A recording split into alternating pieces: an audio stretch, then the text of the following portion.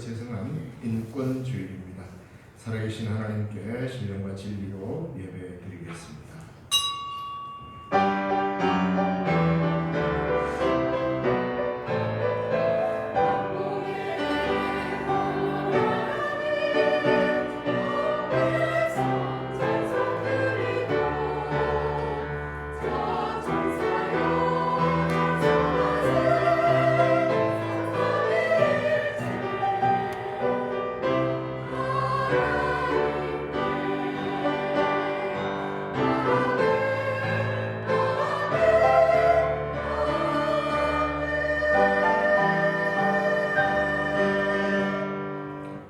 주여, 내가 만민 중에서 주께 감사하오며 문 나라 중에서 주를 찬송하리이다.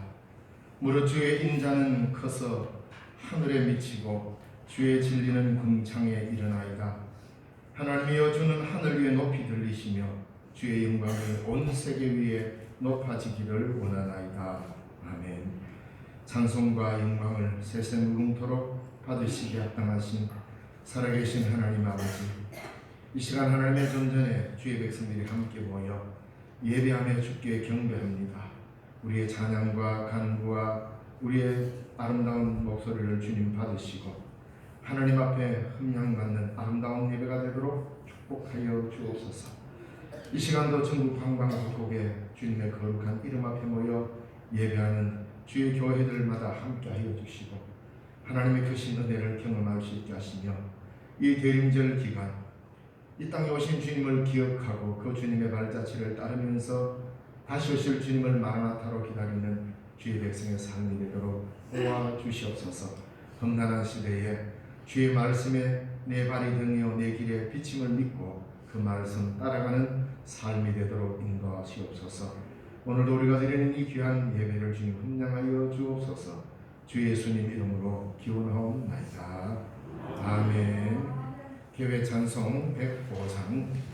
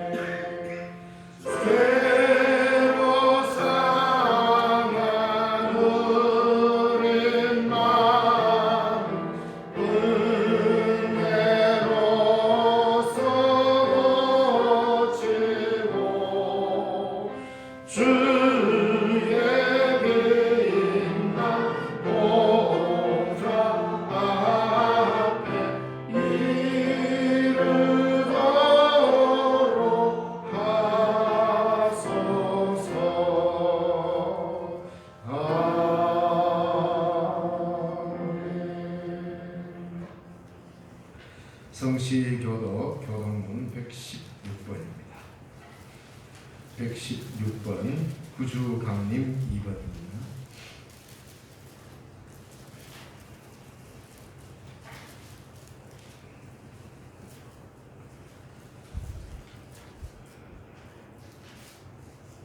이새의 줄기에서 한 싹이 나며 그 뿌리에서 한 가지가 나서 결실할 것이요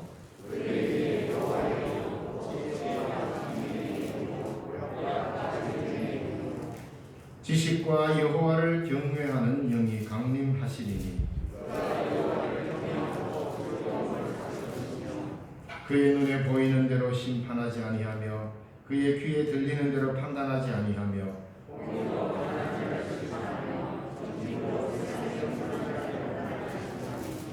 그의 입에 막대기로 세상을 치며 그의 입술의 기운으로 악인을 죽일 것이며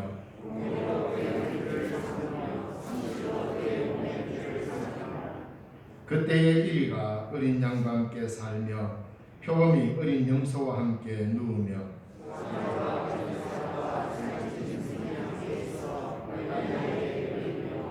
암소와 곰이 함께 먹으며 그것들의 새끼가 함께 엎드리며 사자가 소처럼 풀을 먹을 것이며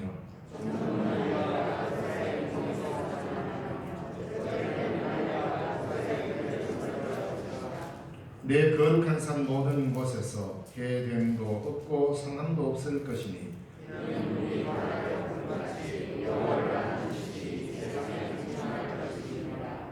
그날에 이새의 뿌리에서 한 싹이 나서 만민의 기치로 설 것이요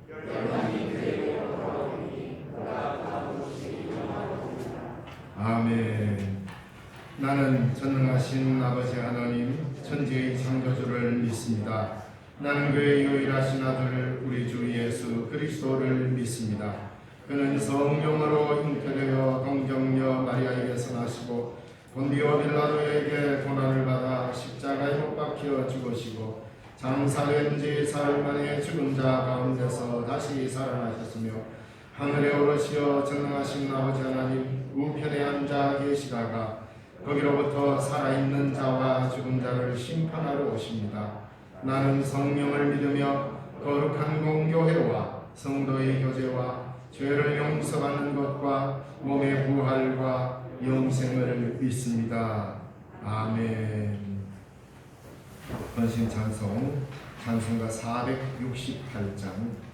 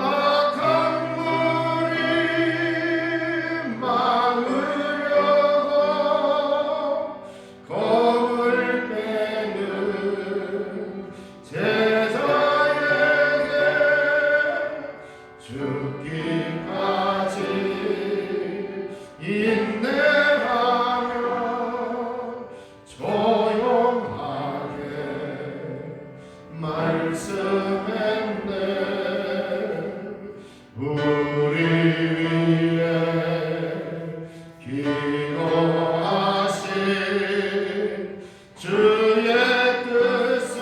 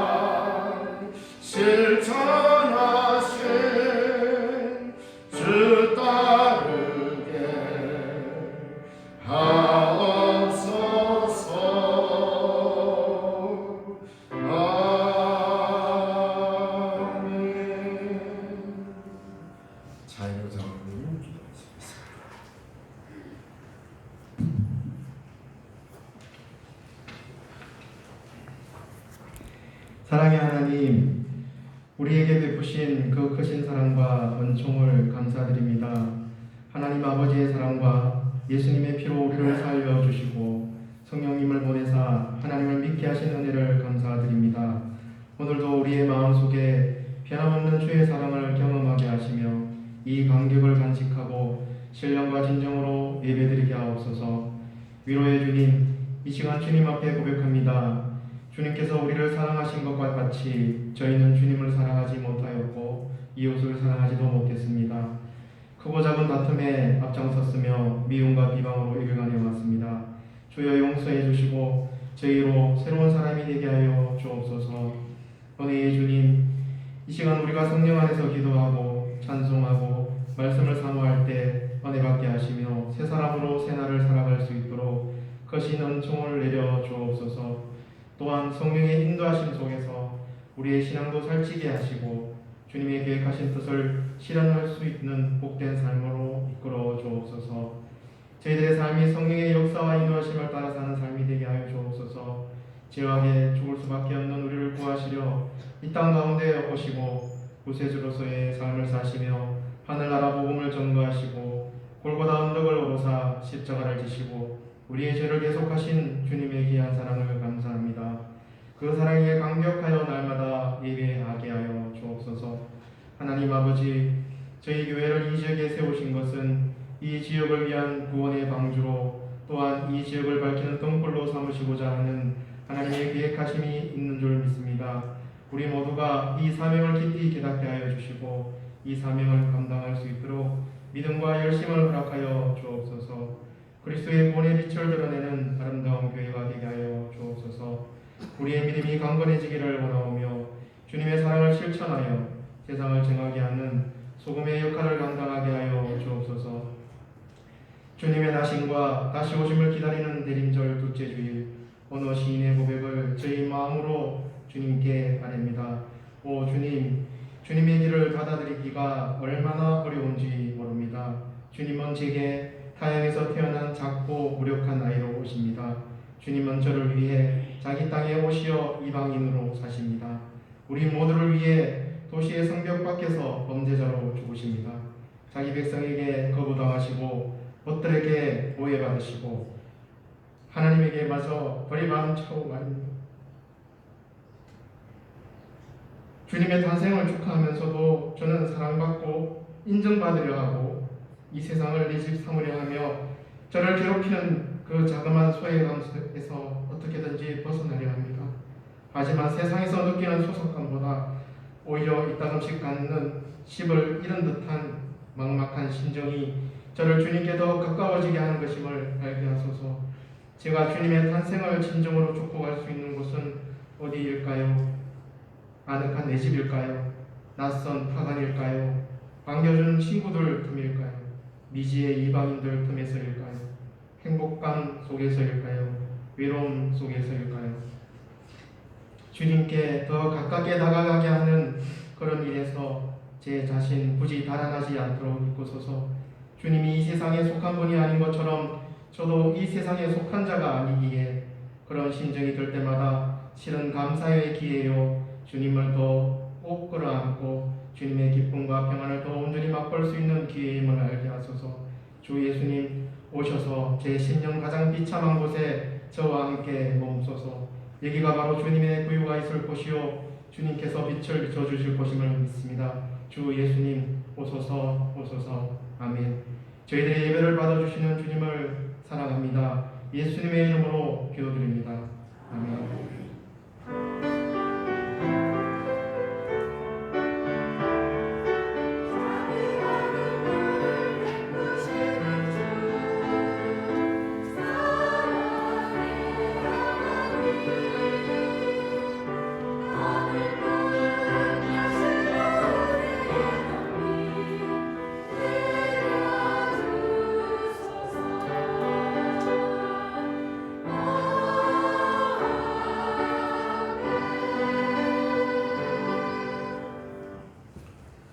이 시간 우리에게 주시는 하나님의 말씀은 요한복음 1장 14절에서 18절까지 말씀입니다.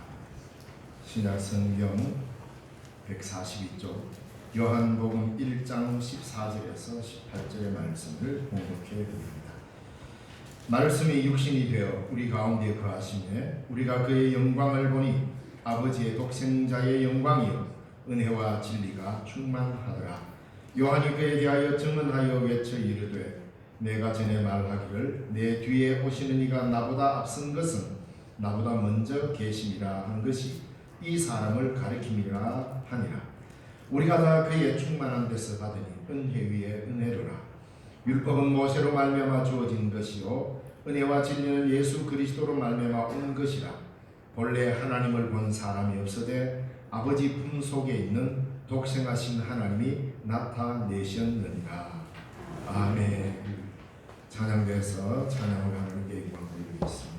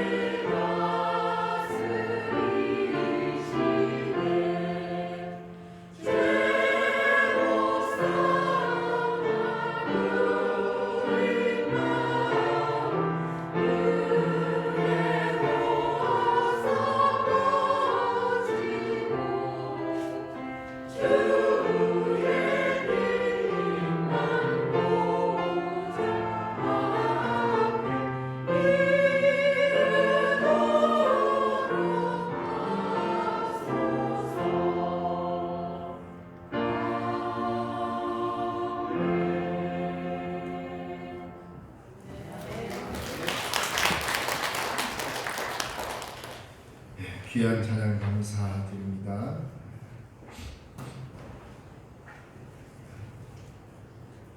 예수 그리스도께서 이 땅에 오신 것을 기억하고 다시 오실 그리스도를 기다리며 또 우리의 모든 시간은 그리스도 예수 안에서 살아가는 인생이라는 교회력을 지키면서 살아가는 우리 신령중앙교회 교회 여러분, 이 지역에 그리스도 예수 그리스도는 우리의 빛이시다라는 것을 대림절로 통하여서 가장 먼저 불을 밝히고 세상 사람들에게 아따 그 불 색깔 예쁘네 정도만이 아니라 모두가 우러러보는 참 빛이 저기 있구나, 이걸 드러내는 게 대림절입니다. 아마도 뭐 관광차를 타든 여러분 차를 타고 가도 어디 가도 우리 신령중앙교회 성탄트리 등불만큼 예쁜데 찾기 어려울 겁니다. 무언가 아름다움이 이루어지려면 수고하지 않으면 안 됩니다. 가만히 앉아있고 두 손 놓고 있으면 아무것도 할 수가 없습니다. 그래서 참 걱정이기도 하고 기쁘기도 하고 그렇습니다. 앞으로 언제까지 우리가 저 성탄의 불을 저 높은 곳까지 끌어올려서 밝힐 수 있을까? 사실 몇 년 전부터 그런 생각을 하게 되었습니다. 참 보기 아름답고 신령 면민들이 그래도 신령중앙교회 불이 밝혀지면서 아, 성탄절이 다 됐구나라는 걸 의식한다는 겁니다. 주위의 사람들이 수고는 우리 장로님들 남성교회에서 고생을 다 하고 인사는 담임 목사님 저 혼자 다 듣고 있습니다. 참 좋은 일이긴 하지만 언제까지 우리가 저 불을 밝힐 수 있을까? 이게 사실 우리 앞에 닥쳐진 현실이잖아요. 그래서 제일 좋기는 주님 오실 때까지 밝혀야 되는데 하는 그런 생각이 들고, 그러면서 오늘 우리 시대 한국 교회가 처한 이 교회의 위기 상황을 되돌아보게 됩니다. 한 번 내리막에 쏠려서 내려가는 자동차를 세우려면 브레이크가 아무리 잘 들어도 밟고 나면 한참 가야 차가 서고 다시 오르막을 향하여서 올라갈 수 있습니다. 그래서 어떻게 보면 굉장히 부정적으로 보일 수도 있습니다. 그러나 누군가가 이 내리막을 향하여 내려가는 이 차를 세워야 하는 거죠. 그동안에 우리는 그것이 아주 소중한 브레이크라는 것을 많이 잊고 살아온 것은 사실입니다. 뭐냐면 당장 교회에 와서 말은 그렇게 하지만 당장 교회의 재정적 보탬도 안 되고 교회의 재정을 오히려 소비하는 이런 아이들, 다음 세대에 대한 뜨거운 마음이 한국교회에 사실은 없었습니다.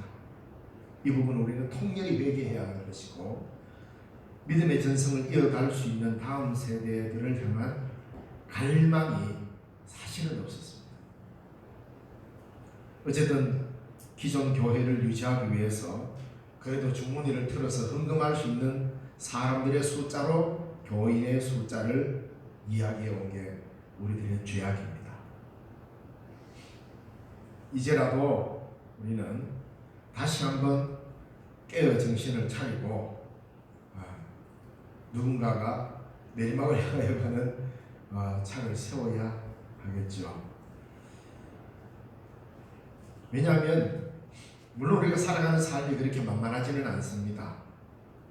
우리가 인간으로 태어났으면 하나님께서 주신 생명을 보듬는 아이가 태어나게 하는 이 일을 우리 주위에 나타나는 현상만 보고 그냥 멈춘다든가 하는 것은 옳지 않는 것이죠. 그래서 어디서부터 손을 써야 될지 참 막막하기도 합니다. 그러나 절망만 있는 것이 아니라 오늘 우리가 새로운 마음으로 말씀을 읽고 이제는 성경을 부흥이니 성장이니 이런 차원으로 성경을 읽는 시대는 이미 지났습니다. 왜? 성경이 그것을 다 답변해 주는 게 아니기 때문입니다. 성경을 새로 읽을 때 시대는 새로워집니다. 왜 종교개혁자들이 종교개혁을 일으켰느냐? 성경을 새롭게 읽었기 때문입니다. 말씀을 새롭게 읽었기 때문입니다. 아직도 우리가 하나님으로부터 받을 것이 많이 남아 있습니까? 뭘 더 받아서 더 부자가 되어야 되고 누리는 것이 많아야 되는가?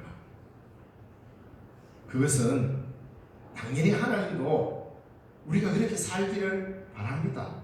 하나님이 우리 아버지신데 왜 우리가 가난하게 살도록 내버려 두시겠습니까? 왜 찌들리게 살도록 내버려 두시겠습니까? 그렇지 않습니다. 당연히 우리로 하여금 이 땅에서 윤택하고 아름다운 삶을 살기를 원합니다. 왜 이스라엘 백성들을 젖과 꿀이 흐르는 가나안 땅으로 보내겠습니까? 그곳에서 행복하게 살게 하기 위해서. 그렇지 않으면 고난이라면 그냥 광야에다 내버려 둬버리면 됩니다. 그런데 그 광야를 통과해서 젖과 꿀이 흐르는 가나안 복지를 향하여 가도록 했잖아요. 우리의 삶은 이미 하나님이 주시는 풍요 속에 살도록 하나님이 우리를 그렇게 인도하고 계십니다. 그런데 내 삶의 목적이 그것이 되어버리면 안 된다는 겁니다. 주님을 기다리는 사람은 그렇게 사는 게 아닙니다. 그래서 성경은 곳곳에 너희는 먼저 그의 나라와 그의 의를 구하라. 그리하면 이 모든 것을 너에게 더하시리라. 삶의 원칙을 말씀에 맞추어서 하나님의 뜻에 맞추어서 살아가면 이 모든 것들은 내가 알아서 죽구만. 그런데 우리는 삶의 1차적인 하나님의 요구를 2차적인 것으로 되돌리고 1차적인 이것이 우리의 기도 제목이 되어버리고 이것이 온통 내 삶을 이끌어가는 하나의 길 안내자가 되어버리면 세상 사람들과 그리스도인은 구분이 되지 않습니다. 그때 기독교는 하나의 인간의 편리를 추구해주는 종교로 타락하게 됩니다. 살아계신 하나님의 말씀이 우리를 이끌어가는 역동적 종교가 역동적인 삶의 가르침이 아니라 하나의 정형화된 일반적 종교로 타락해버린다 이 말입니다. 그래서 너무 무거울까봐 삶이 무엇일까? 지어낸 이야기겠지요. 누군가가 지어낸 이야기고 거기다가 제가 각색을 좀 더해가지고 그럴듯하게 들리게 이야기를 좀 드린다면 어느 고민 많은 한 사람이 삶이 무엇인가 고민을 하고 산에 가서 수도하고 수도원에 가서 깨달고 이 사람 저 사람 찾아서 도대체 인생의 삶이란 무언가 그렇게 찾아 헤매는데 답이 없어. 너무 힘이 들어서 마침 신령 장날 신령했다 왔더니 시장에 삶은 돼지고기, 삶은 시래기, 삶은 계란 이게 시장에 딱 다 적혀 있는 겁니다. 그래서 이 사람이 신령에 와서 무릎을 딱 치면서 삶이 바로 저거구나.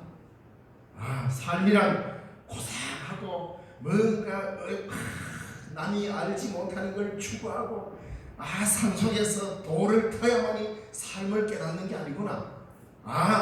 내가 그냥 깨서 먹을 수 있는 저 계란이 삶이구나. 내가 한 점 삐져 먹을 수 있는 저 돼지고기가 삶이구나. 이걸 신령시장에서 깨달았다는 전설 같은 이야기가 있습니다. 삶이 뭡니까? 이게 굉장히 의미 있는 말입니다. 삶이란 뭘까? 삶은 돼지고기다. 삶은 계란이다. 그 문구를 보고 크게 깨닫고 삶이 저렇게 구체적으로 우리의 생활 속에 들어와 있는 것이 삶이구나 라는 큰 깨달음을 얻었다고 그럽니다. 삶이란 그저 추상적이고 그럴듯한 이상향을 쫓는 게 아니라 계란처럼 돼지고기처럼 시래기처럼 구체적으로 우리의 삶과 연결되어 있는 게 삶입니다. 신앙도 그저 바르다고 의롭다고 자유로운 사상 관념에만 머물러 있는 것이 아닙니다. 구체적이고 생생한 실천이 있어야 그게 신앙입니다. 생각이 아니라 내가 행동으로 실천하는 것을 만들어갈 때 이 실천을 만들어가는 삶이야말로 진정한 삶이죠. 공론이 아니라 실천이 역사를 만들어가는 것입니다. 대림절은 바로 하늘의 계시를 이 땅에 구체화하는 절기입니다. 또 한 걸음 더 나아가 저 하늘 높은 곳에만 계시는 그분이 구체적으로 육신을 입고 이 땅에 오신 것을 기억하고 그분을 믿는 겁니다. 신앙이란 저 하늘의 오묘한 진리를 깨닫는 것이 아니라 그 하늘을 버리고 이 땅에 육신을 입고 구체적으로 우리 가운데 태어나신 그 주님을 따르는 것이 신앙이요 삶이다 이 말입니다. 그래서 오늘 본문에 말씀이 육신이 되었다. 기독교에 있어서 이것보다 더 큰 신비는 없습니다. 예수 믿으면서 왜 자꾸 헛다리를 짚고 왜 자꾸 이상한 것을 신기한 것으로 받아들이려 합니까? 내가 기도했더니 눈만 감으면 하늘 보좌가 보인다. 여러분, 그럴 수도 있겠지만 그것이 기독교 신앙을 전부 대변해 주는 것은 아닙니다. 기독교 신앙을 전부 대변해 주는 딱 한마디를 하라면 하나님이 육신을 입고 이 땅에 오셨다. 이것이 복음의 전체 내용입니다. 그렇지 않습니까? 그러면 이 말 속에는 엄청난 내용이 담겨져 있는 겁니다. 네가 믿는 예수의 복음을 한마디로 말해봐라. 이럴 때 여러분 뭐라고 했습니까? 하나님이 육신을 입고 우리 가운데 오셨다. 이게 기독교의 복음의 정수입니다. 말씀이 육신이 되셨습니다. 이 복음서의 전체를 요약하는 것과 같은 구절이죠. 요한복음이 기록될 당시에는 이 말 하나는 폭탄과 같은 선언입니다. 왜? 그 당시의 철학적 분위기와 그 당시의 역사적 분위기 속에서는 이런 말을 하면 안 되는 분위기였습니다. 자, 예를 들어서 예수님은 우리와 똑같은 육체를 입으셨는데 그분이 하나님이에요. 하나님은 우리 가운데 육체를 입고 오신 하나님이어야 진정한 하나님입니다. 하늘에만 계시는 하나님은 참 하나님이 아니라 이 말입니다. 이것이 기독교에서 말하는 삼위일체 하나님입니다. 하늘의 신비 속에 인간적인 힘으로 가두어버리는 하나님은 우리 가운데 생명으로 약동하는 하나님이 아니란 말입니다. 우리와 관계없는 멀리 계신 하나의 신적인 존재일 뿐이지 우리 속에 구체적으로 역사하는 하나님일 수가 없습니다. 그래서 말씀이 육신이 되어 우리 가운데 오셨다라는 이 말은 그 당시에는 하면 안 되는 말입니다. 금지어라 이 말입니다. 왜? 신성 모독을 하는 신적인 신을 모독하는 말입니다. 신이 인간이 되었다. 이거 올바른 말이 아니었습니다. 왜냐하면 여기 나오는 말씀은 원문으로 로고스입니다. 로고스. 이 로고스라는 말은 그 당시 사람들에게 이 말씀 또는 한참 뒤에는 뭐 이성으로도 해석되기도 했습니다만은 이 로고스라는 말은 당시 사람들은 말씀이라고 하는 이 로고스라는 이 용어는 하늘의 신에 속한 용어지 인간에게 접목시킬 수 있는 용어가 아니었다는 말입니다. 그래서 그 당시에는 이렇게 이원화가 되어 있었습니다. 이 복음서가 기록된 그 당시 시대적인 상황은 하늘은 거룩한 곳이고 저 하늘은 인간이 범접할 수 없는 아주 특별하고 구별된 공간이고 이 땅은 천하디천한 인간만이 살고 그래서 신이 인간이 몸을 입고 이 땅에 가서 같이 살면 더 이상 그는 신일 수가 없고 더 이상 그는 로고스일 수 없고 말씀일 수 없다는 겁니다. 그런데 기독교 복음에는 그거를 그대로 말씀이 육신이 되었다라고 이야기합니다. 육체란 천한 존재요 유한한 존재요. 그래서 육체를 입었다는 것은 우리가 인간에 속했다라는 말인데 하늘과 땅, 인간과 신 사이에는 도저히 닿을 수 없는 근원적인 차별과 거리가 있다는 것입니다. 이거는 변함이 없습니다. 하나님과 인간 사이에는 도저히 넘을 수 없는 질적 차이가 있습니다. 건너갈 수 없습니다. 만약에 로고스인 말씀이 육체가 되었다면 그것으로 이미 그 말씀은 거짓이 되어버리는 시대였습니다. 말씀이 육신이 됐다고? 에이 그럼 그건 가짜예요. 로고스는 로고스로 영원히 존재해야지 로고스인 말씀이 육체를 입는 순간 이미 그것은 거짓이야. 이렇게 생각하는 시대였단 말입니다. 왜? 그 당시에는 뭐 꼭 이런 걸 들을 필요가 있겠나 싶은데 그 당시에 그 시대를 이끄는 시대 정신은 신플라톤주의라는 게 있습니다. 그런 철학적인 생각들이 그 시대를 쫙 뒤덮고 있었기 때문에 그걸 꿰뚫고 나오는 거예요. 보통 일이 아닙니다. 바로 그 한가운데 로고스인 말씀이 육신을 입었다 이 이야기를 하니까 기독교의 복음은 배척의 1호의 대상이 됐습니다. 그 시대 정신과는 맞지 않으니까. 자, 그렇다고 해서 복음의 내용을 바꿀 수는 없지 않습니까? 그런데 이 요한복음에서는 처음부터 딱 시작하면서 말씀이 육체가 되었다고 선언합니다. 그저 영적으로 신비하게 쫙 나타났다가 사라져간 것이 아니라 실제적으로 나타난 말씀이 육체로 실현되었다라는 이 이야기를 하고 있습니다. 이것은 성경 전체의 내용입니다. 그래서 성경은 우리에게 그저 읽으면은 많이 읽으면 뭐 한 번 읽으면 뭐가 해결되고 두 번 읽으면 뭐가 이런 책이 아닙니다. 10번 읽으면 내 사업의 문제 해결되고 20번 읽으면 내 자녀의 문제 해결되는 이런 도구화시키는 것은 매우 위험합니다. 성경은 그런 책이 아닙니다. 창세기부터 바로 요한복음에 나타나는 이 사상을 그대로 갖고 있으면서 뭐라고 말씀하십니까? 창세기에서부터 말씀이 창조가 됩니다. 왜냐하면 고대인들은 눈에 보이는 이런 여러 가지 현상들, 종이든 나무든 이런 눈에 보이는 가시적인 이 눈에 보이는 것들은 무조건 천한 존재입니다. 눈에 보이지 않는 신의 영역에 있는 것만이 진정하고 깨끗하고 맑고 의로운 존재죠. 그 눈에 손에 잡히지 않습니다. 그런데 말씀이라고 하는 것, 이 말씀은 거룩한 것이기 때문에 거룩함 자체로 남아있어야 되는데 말씀이 어떻게 했습니까? 하나님이 말씀으로 이 세상을 만들어버렸어요. 구약의 창조의 신앙은요, 이 창조 신앙은 대단합니다. 왜? 그 당시에 그 어디에도 하나님이 이 세상을 말씀으로 만들었다라는 이런 유의 말을 한 곳이 없습니다. 왜냐하면 이 세상은 선한 신과 악한 신이 서로 싸우다가 막 터지게 싸우면서 흘린 피와 싸우면서 흘린 찌끄레기들이 모여가지고 눈에 보이는 가시적인 세계가 이루어졌다라고 가르치는 것이 그 당시 세계관이었는데, 이 세상을 향한 무한한 긍정을 합니다. 하나님의 사랑스러운 피조물이라 이 세상. 그것을 또 무엇으로 만들었느냐?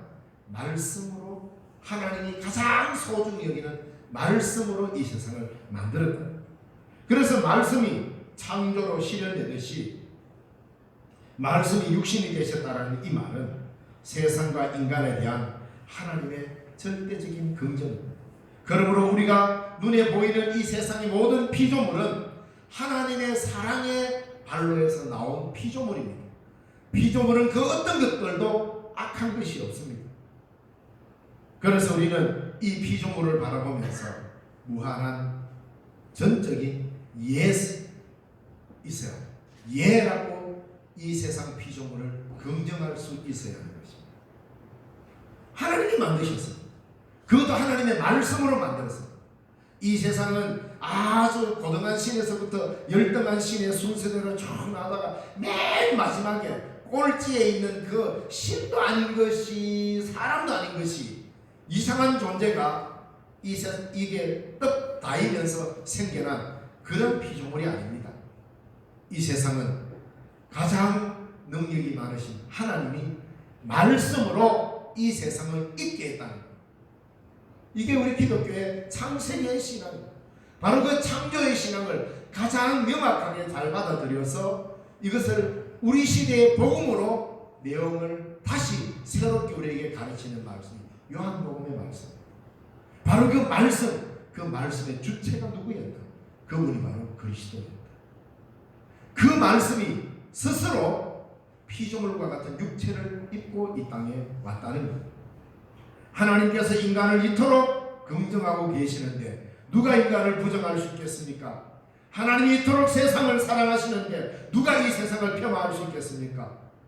더구나 오늘 요한복음에서는 말씀이 육신이 되어 바로 여기서 우리와 함께 있다. 그리고 그 하나님의 영광이 바로 그와 함께 나타났다고 말하고 있습니다. 무엇이 그토록 비판적인 세상을 긍정적이고 의미 있게 바꿉니까? 무엇으로 바꾸겠습니까? 세상의 것을 세상으로 바꿀 수가 없습니다. 무엇이 그토록 절망적이고 운명적인 인간을 그렇게 희망적이고 영광스러운 존재로 바꿀 수 있겠습니까? 덧없는 삶의 의미를 덧없는 삶을 의미 있고 살만한 세상으로, 살아볼 수 있는 세상으로 만드는 그 의미가 어디에 있습니까? 바로 로고스, 말씀이 육신이 되신 하나님의 낮아짐 속에서, 그리고 그 삶은, 하나님의 삶은 우리에게 구체화된 것입니다. 하늘 보좌에서 높이 계셔서 그저 인간을 구워보시는 그 정도의 하나님이 아니라 그 하나님의 삶이 구체적으로 몸을 입고 우리 가운데 오셔서 어린아이의 모습으로 이 땅에 오셨어요. 삶의 고초를 다 겪었어요. 말씀이 육신이 되는 이 아름다운 내림의 사건, 하나님의 자기 비움의 사건으로 통하여서 우리는 희망을 가질 수가 있게 되는 것입니다. 바로 말씀이 그저 말씀으로만 머물러 있지 않고 창세기에서 창조로 나타난 데 있고, 오늘 우리에게 그 말씀이 육체가 되어서 우리 가운데 오신 것이, 이것이 바로 우리의 삶의 의미요, 이 세상을 새롭게 하는 길이요, 힘인 것입니다. 말씀이 육신으로 구체화되어서 우리 가운데 오신 것처럼 이제 우리들의 생각과 마음이 삶으로 되살아나는 실천이 있어야 그리스도를 기다리는 진정한 삶이 된다는 것입니다. 말씀인 로고스, 이 말씀이 육신이 되어서 우리를 살리셨다면 다시 살아난 우리는 이 몸으로 이제 말씀을 살아야 합니다. 말씀이 육신이 되어 우리 가운데 와주셨습니다. 그래서 우리는 하나님이 인간 되심을 믿는 사람으로 살아간다는 것은 이제 말씀을 받은 사람입니다. 하나님의 말씀을 받았으면 그 말씀이 몸으로 사라지도록 이제 이 삶을 다시 살아가야 진정한 하나님이 말씀이신 하나님이 육체를 입고 오신 것의 그 뜻을 우리가 이루어가는 것입니다. 하나님의 말씀이 우리 가운데 선포되고 우리 가운데 내려집니다. 그 말씀이 이제는 내 몸에 체득되어 내가 그 말씀을 몸으로 살아가야만이 하나님의 교회는 새로워질 것입니다. 우리의 몸이 말씀의 삶으로 구체적으로 살 때 말씀이 육신이 되신 아버지의 독생자의 마음을 알게 될 것입니다. 신앙이란 말씀이 육신이 되셨다는 것을 과학적인 연구와 분석으로 오는 것이 아니라 우리에게 주신 아버지의 말씀을 따라 우리의 삶을 구체화시킬 때 신앙은 성숙되고 하나님의 뜻을 발견하게 될 것입니다. 이제 우리에게 말씀이 되어 오신 그분을 따라 우리가 구체적으로 그분을 따라 살아가는 것만이 이제는 주님이 오신 그 목적을 이루어가는 길이요, 이것이 우리의 과제인 것입니다. 그 삶은 거창한 것이 아닙니다. 서두에서 말한 것처럼 삶이란 무언가, 삶은 계란이다, 삶은 돼지고기다, 아주 친숙한 겁니다. 우리가 예수 믿으면서 예수의 삶을 사는 것은 고상한 생각을 이어가는 것이 아니라 내 삶에 가장 실천할 수 있는 가장 작은 것부터 그 삶을 말씀이 육신되어가는 주님의 삶처럼 낮아지며 그곳에서 섬길 때에 말씀이 육신되는 이 일들을 우리가 이루어가는 것입니다. 여러분의 믿음의 삶을 통하여서 이 세상은 새롭게 만들어져 갈 것입니다. 절망과 좌절에 빠진 이들이 말씀을 읽은 우리를 바라보고 있습니다. 이 겨울 대림절에 예수님이 우리의 희망이듯 바로 여러분이 이 세상의 희망이 되는 말씀의 삶을 살아가야 하는 것입니다. 그럴 때 여러분을 바라보면서 세상은 희망에 들들 것입니다. 다시 오신 예수님이 우리 가운데 오신 이유가 바로 그것 때문입니다. 그래서 막연하게 생각 속에 온 것이고 말씀이 육신이 된 것도 그래서 사상 속에 머무는 것이 아니라 하나님이 구체적으로 실천하셨습니다. 낮아지셨습니다. 우리 또한 구체적으로 낮음의 자리에서 내 삶을 그리스도로 실천할 때 말씀이 육신이 되신 것을 이 세상 사람들도 보게 될 것입니다. 기도하겠습니다. 하나님 아버지, 은혜와 사랑을 감사드립니다. 여기까지 저희를 인도하신 하나님 감사합니다. 다시 한번 우리는 주님이 이 땅에 오신 것을 알고 그 주님을 따라 이 대림절을 지키면서 말씀이 되어서 육신이 되어 이 땅에 오신 그 말씀을 따라 우리 또한 우리 이 육신이 말씀을 따라 살아가는 삶이 되도록 인도하여 주옵소서. 절망에 빠진 이들에게, 낙심하는 자들에게, 부정적인 생각으로 가득 찬 이 세상 한가운데에 하나님의 긍정이 있게 하시고 하나님의 돌보심이 있게 하시고 그리하여 말씀이 우리의 삶의 중심이 되어가는 아름다운 역사가 있도록 축복하여 주시옵소서. 주 예수님 이름으로 기도드리옵나이다. 아멘. 찬송가 98장 찬양드리겠습니다.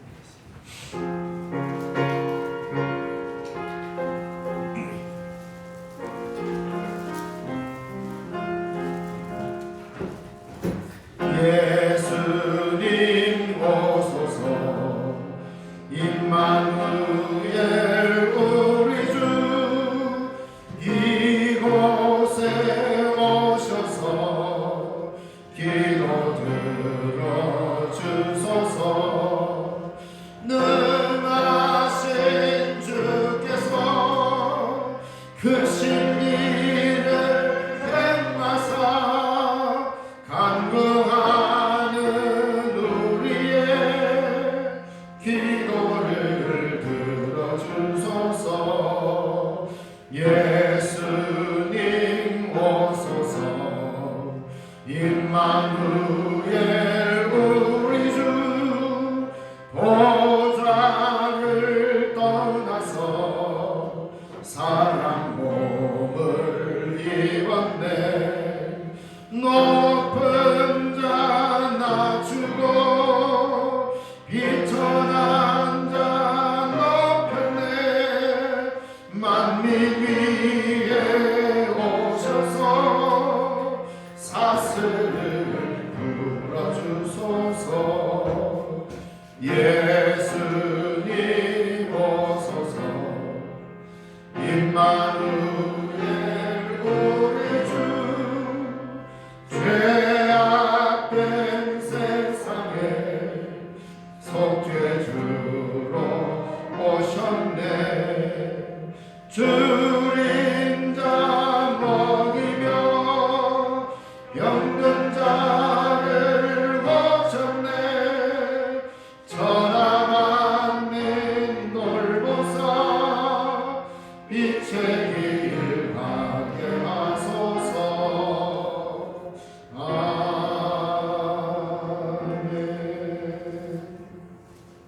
찬송가 317장 1절 부르시면서 봉헌하겠습니다.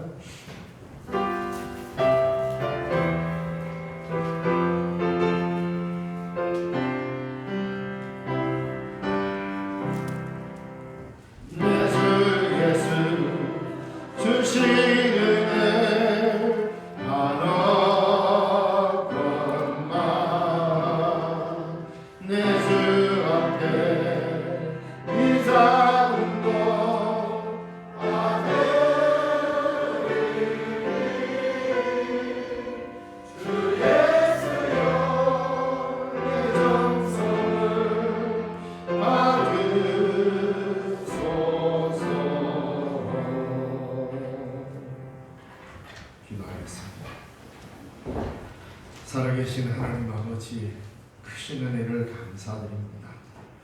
세상에 많고 많은 사람들 가운데 저희들을 먼저 부르시고 먼저 주의 축복 가운데 거하시며 하늘의 소망 가운데 있게 하시는 감사합니다.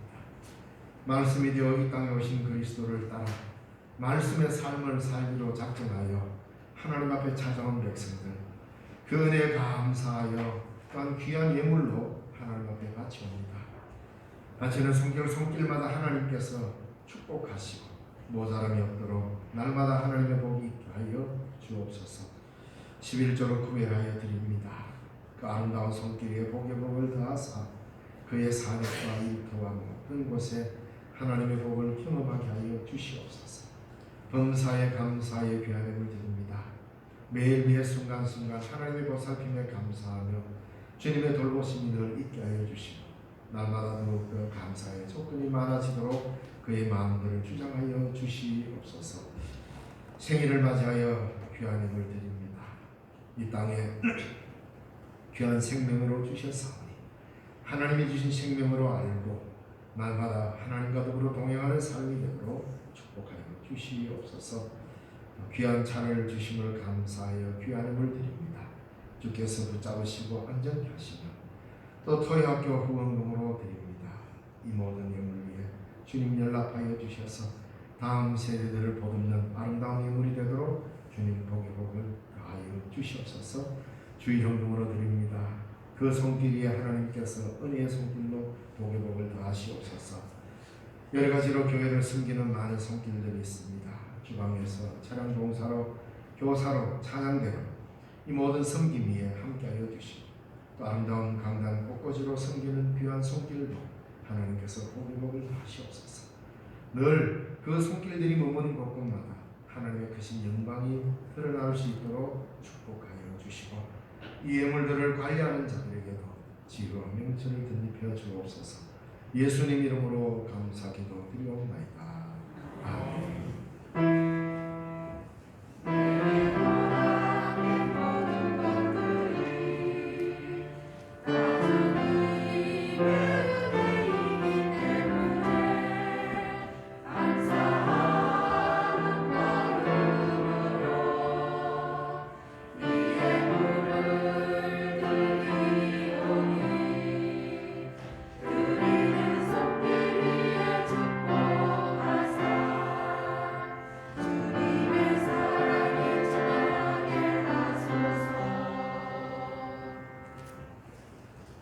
교회 소식 알려드리겠습니다. 오늘 처음 오셔서 하나님께 예배드리신 분들 주님의 이름으로 환영합니다. 하나님의 지상 명령인 복음 전파에 동참하시고 온 교우들은 공적 예배에 모두 참여하도록 힘쓰시기 바랍니다. 오늘은 교회력으로 대림절 둘째 주일이며 우리 총회에서 제정한 인권 주일입니다. 혹시 유아 세례를 받으실 분은 다음 주일까지 또 성인 세례를 받으실 분도 미리 신청해 주시기 바랍니다. 교육 과정을 거쳐야 하기 때문에 성경 문제풀이는 오늘까지 나갑니다. 그래서 다음 주까지 모두 제출해 주시기 바랍니다. 혹시 집에 차곡차곡 풀지 않고 못하는 게 있으면 빨리 풀어서 내세요. 왜냐하면 이게 연말에 갑자기 매기다 보면 보통 어려운 일이 아닙니다. 그거 있잖아요. 그 해분에 그에 내면 정답이 머릿속에 있어서 빨리 매길 수 있는데 한꺼번에 내놓으면 다시 그걸 다 해야 돼요. 그래서 제때 내셔야 공부도 됩니다. 집에 모아놔도 괜찮습니다. 어쨌든 푸는 게 중요하니까 다음 주일까지 문제를 풀어서 다 내주시면 연말 시상에 지장이 없도록 하겠습니다. 본당에 보시다시피 매년 이렇게 성탄 장식해 주시는 백성준 목사님께 감사를 드립니다. 보실 때마다 기도해 주시기 바랍니다. 우리 다 함께 자리에서 일어나셔서 성도의 교제를 나누겠습니다. 주님의 평강이 함께 하시길 바랍니다. 인사 나누시기 바랍니다. 주님의 평강이 여러분의 가정과 사업에 가득하기를 바랍니다. 난 행복한 사람 파송의 찬송 부르겠습니다.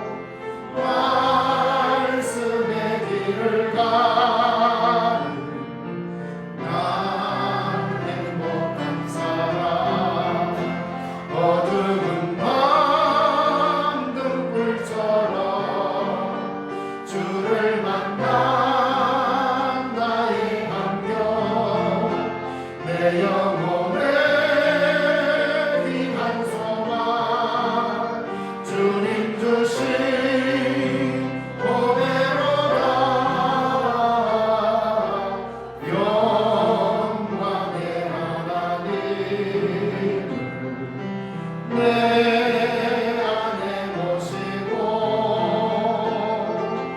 영광의 길을 가는 나 행복한 사람.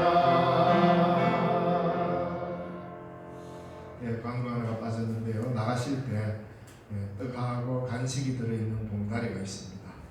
하나씩, 한 분이 하나씩 꼭 받아가시기 바랍니다.